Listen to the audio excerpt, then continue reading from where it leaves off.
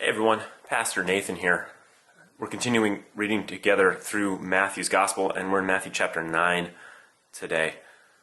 Matthew chapter 9 continues the themes that were started in Matthew chapter 8, and if you were with us last time, you know this is authority, this idea that Jesus has authority over all sorts of things.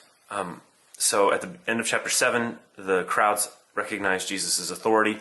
Through Matthew chapter 8, Matthew puts together, led by the Spirit, he puts together several little kind of snapshots or scenes where Jesus' authority is shown over a variety of things, from being able to heal at a distance to authority over creation to authority over demons. We open in chapter 9, and this continues with the healing of the paralytic. So Jesus has already shown his authority to heal, but in this particular little, vignette situation, narrative portion of the narrative of Matthew's Gospel, we see also another thing added. The idea that Jesus can forgive sins.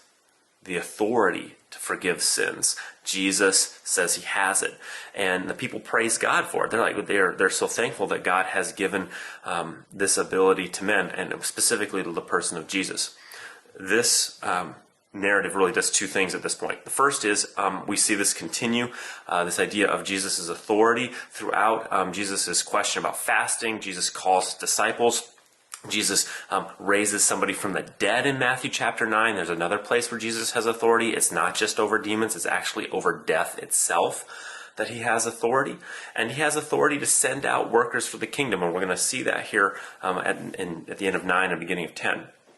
But the other side of this is, now that Jesus has claimed authority to forgive sins, he is in God's territory.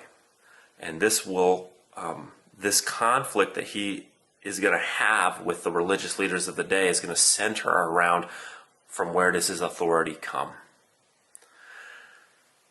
Does it come from God, or does it come from someplace else?